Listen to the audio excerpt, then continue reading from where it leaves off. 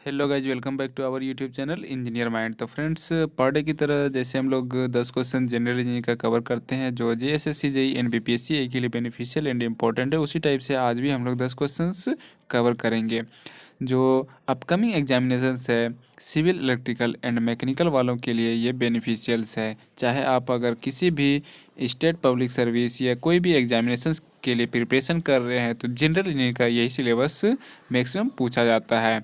तो फ्रेंड्स, आपसे रिक्वेस्ट है कि अभी तक आपने चैनल को सब्सक्राइब नहीं किया है तो चैनल को सब्सक्राइब कर लो, ताकि इंजीनियरिंग जॉब से रिलेटेड जितनी भी अपडेट्स हो वो सबसे पहले आप तक इस चैनल के माध्यम से पहुंच सके। एंड जो जनरल इंजीनियरिंग का syllabus civil electrical and mechanical का है वो आपका कवर हो सके। तो जैसे ही हम लोगों का जनरल इंजीनियरिंग का सिलेबस कवर हो जाएगा तो फिर हम लोग नेक्स्ट जो कवर करेंगे वो ब्रांच पेपर करेंगे, सिविल इंजीनियरिंग का ब्रांच पेपर कवर करेंगे। और इसमें से बहुत क्वेश्चंस ऐसे हैं जो हम लोग डेली डिस्कस कर रहे हैं। ये question JPSC AE and BPSC AE and central SSC JE and बहुत से एग्जामिनेशंस में कई बार पूछा गया है। तो फ्रेंड्स, हम लोग 10 क्वेश्चंस करते हैं। तो फर्स्ट क्वेश्चन हमारा है, light emitting diode is an example of. Option है photonic device, mechanical device, opto electronic device, sensing device. तो लाइट इमिटिंग मीन्स लाइट जो उत्सर्जन होता है डायोड से, वो किसका एग्जाम्पल है? तो ऑप्शंस में यहाँ पर बहुत सारा है, तो करेक्ट आंसर जो होगा वो ऑप्टो इलेक्ट्रॉनिक डिवाइस होगा, क्योंकि यहाँ पर ऑप्टिकल जो होता है उसी से लाइट का इमिशन होता है। इलेक्ट्रॉनिक ऑप्टिक्स जो होता है, इलेक्ट्रॉनिक ऑप्टिकल डिवाइस, उसी से यहाँ पर लाइट का इमिशन होता है डायोड में। तो इसीलिए यहाँ इसका करेक्ट आंसर जो होगा वो ऑप्टो इलेक्ट्रॉनिक डिवाइस होगा। तो करेक्ट आंसर सी हो जाएगा। ये क्वेश्चंस बेसिक इलेक्ट्रॉनिक्स से रिलेटेड था और फर्स्ट ईयर में बीटेक एंड डिप्लोमा वाले को पढ़ाया जाता है। और ये क्वेश्चंस बीपीएससी ए प्री में जो जनरल एग्जामिनेशंस जनरल इंजीनियरिंग का एग्जामिनेशंस हुआ था 2018 में, उसमें पूछा गया है। Next questions, the premature ignition of fuel is called.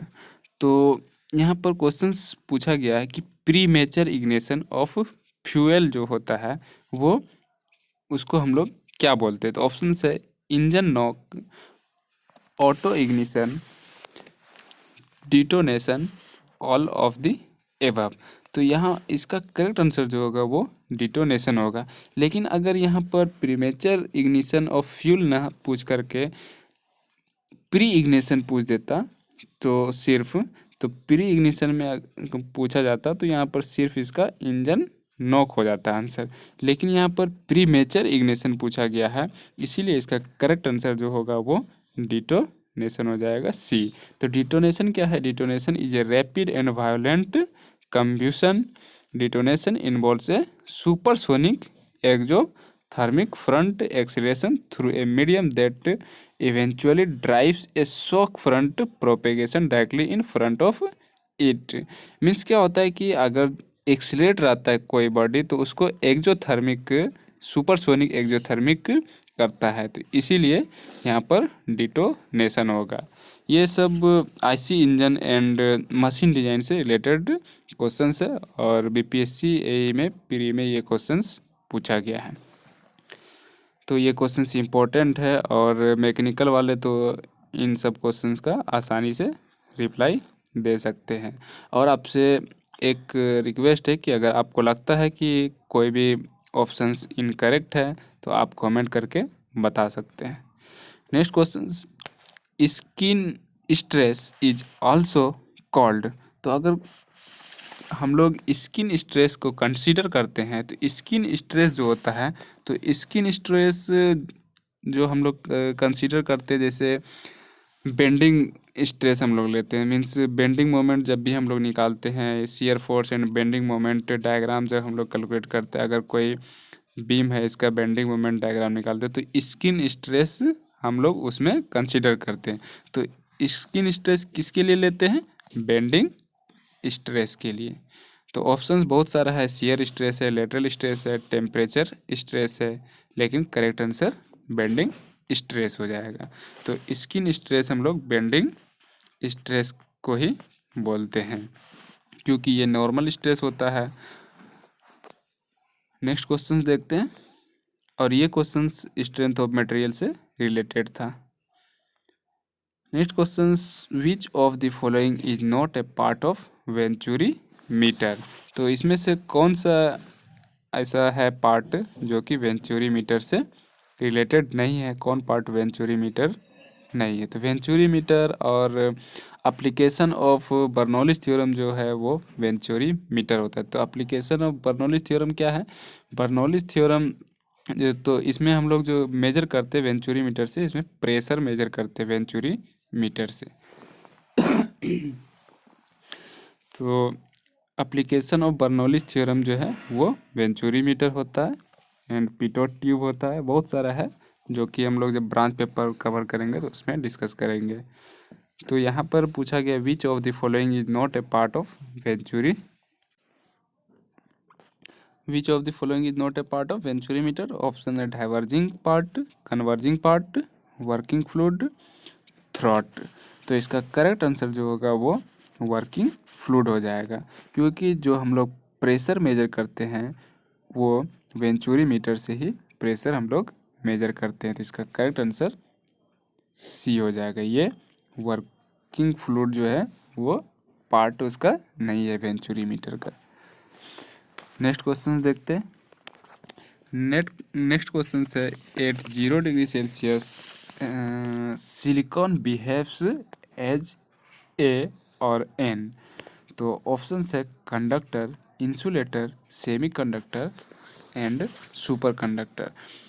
तो अगर टेम्परेचर ज़्यादा रहता है तो सिलिकॉन कंडक्टर की तरह बिहेव्स करता है, लेकिन यहाँ पर क्या है कि एट 0 डिग्री सेल्सियस पे पूछा गया है। तो 0 डिग्री सेल्सियस पे सिलिकॉन बिहेव्स करता है वो इंसुलेटर की तरह, क्योंकि इसमें जो फॉरबिडन एनर्जी लेवल होता है तो वो 3 इलेक्ट्रॉन वोल्ट से ज़्यादा होता है। तो इसीलिए यहाँ पर at 0 degree Celsius silicon behaves as a और एन। तो ये इंसुलेटर की तरह वर्क करता है जब सिलिकॉन को 0 डिग्री टेम्परेचर पर लाया जाता है। तो नेक्स्ट क्वेश्चन देखते हैं। नेक्स्ट क्वेश्चन से, temperature stress is a function of, option है coefficient of linear expansion, change in temperature, modulus of elasticity, all of the above. तो temperature stress is directly proportional alpha into T होता है इसका formula. तो alpha क्या है, thermal expansion means linear expansion, तो इसको फॉलो कर रहा है। टी क्या है, चेंज इन टेम्परेचर, इसको भी फॉलो कर रहा है। और जब इसको हम लोग प्रोपोर्शनल को हटाएंगे तो ई अल्फा इंटू टी भी होगा। तो ई क्या है, मॉडुलस ऑफ इलास्टिसिटी है, तो इसको भी फॉलो कर रहा है। तो temperature stress is a function of all of the above हो जाएगा। तो इसका करेक्ट आंसर जो है वो डी हो जाएगा। नेक्स्ट क्वेश्चन देखते हैं। नेक्स्ट क्वेश्चन है, when air passes through silica gel, means silica gel से किस कंडीशन में एयर पास हो सकता है। तो ऑप्शन है, it absorb water vapour molecules, latent heat of condensation is released, DBT of air increases, all of the above. तो जब भी सिलिका जेल से हवा पास होता है तो एक ही कंडीशन में होता है। कब होता है, it absorbs water vapour molecules, जब ये वाटर वेपर के कण को अवशोषित कर लेता है, मीन्स एब्जॉर्ब कर लेता है वाटर वेपर मॉलिक्यूल्स। जब भी अगर सिलिका क्या करता है, वाटर वेपर मॉलिक्यूल्स को एब्जॉर्ब करता है, अवशोषण कर लेता है उसका, मीन्स सोख लेता है, तो सिलिका जेल से क्या होता है, एयर पास कर जाता है। तो इसका करेक्ट आंसर ए हो जाएगा। नेक्स्ट क्वेश्चन से ग्राफीन इज ए, ऑप्शन है 1 dimensional material, 2 dimensional material, three dimensional material, all of the above. तो ग्राफीन जो अभी लेटेस्ट में आया हुआ है, तो ये थ्री डायमेंशन मटेरियल हो जाता है, क्योंकि अभी जो एक साइंटिस्ट है, उन्होंने जो यूएसए अमेरिका के साइंटिस्ट है, उन्होंने बतलाया था कि ग्राफीन जो है टू डायमेंशन मटेरियल है as well as three dimensional. तो यहाँ पर ऑप्शंस में तो दिया गया है टू डायमेंशनल मटेरियल, लेकिन करेक्ट आंसर जो होना चाहिए वो थ्री डायमेंशनल मटेरियल होना चाहिए। मीन्स अगर आप ऑप्शंस बी भी लगाते हैं तो वो भी करेक्ट है, एंड ऑप्शंस सी ये भी करेक्ट है, क्योंकि ग्राफीन जो है वो टू डायमेंशनल मटेरियल है। अगर आपको ऑप्शंस में टू डायमेंशन दिया रहेगा तो आप टू डायमेंशनल ही करेक्ट समझिएगा, क्योंकि अभी जस्ट इसमें कुछ दिन पहले इसका मॉडिफिकेशन हुआ था और इसके बारे में रिसर्च किया गया था कि ग्राफीन जो है वो टू डायमेंशनल मटेरियल है as well as three dimensional material. तो ये टू डायमेंशनल भी मटेरियल है एंड थ्री डायमेंशनल भी मटेरियल, लेकिन इसका जो प्रॉपर्टीज है वो चेंज होते रहता है, अलग अलग है। तो अगर आपको ऑप्शंस दोनों मिल जाए तो, और दोनों ऑप्शंस के लिए ऑप्शन सही जो मिले वो आप करेक्ट कर देना है। जैसे कि यहाँ पर एक और ऑप्शन होना चाहिए था B and C both are correct. तो अगर ऐसा आपको नहीं मिलेगा तो आप टू डायमेंशनल मटेरियल को ही आप टिक करेंगे, तो दोनों आंसर इसका करेक्ट है। लेकिन क्या है, as well as three dimensional two dimensional material is correct, क्योंकि अभी जो बुक्स में है उसमें टू डायमेंशनल मटेरियल ही दिया गया है। तो ग्राफीन क्या है, ग्राफीन एक टू डायमेंशनल मटेरियल है according to old generation, but अभी थ्री डायमेंशनल मटेरियल के फॉर्म में भी आ गया है ग्राफीन। अगर आपको ये दोनों ऑप्शन मिल जाए कि options B and C both are correct, तो आप दोनों उसी को टिक करना है। बट अगर आपको टू एंड थ्री डायमेंशन मिले तो आप टू डायमेंशन को ही टिक करना है, लेकिन ग्राफीन थ्री डायमेंशनल मटेरियल भी हो गया है। नेक्स्ट क्वेश्चन देखते हैं।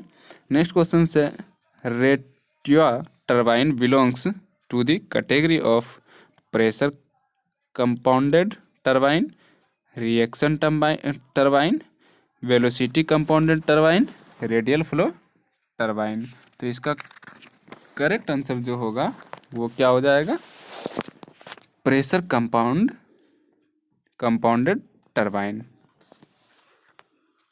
ये क्वेश्चंस बीपीएससी एई प्री में 2018 में पूछा गया है, और ये इम्पोर्टेंट क्वेश्चंस है क्योंकि जो टर्बाइन वेलोसिटी कंपाउंड होता है वो प्रेशर कंपाउंड टर्बाइन होता है, और इसी पे ये वाला रेटवर्क टर्बाइन डिपेंड करता है, इसी का कैटेगरी है।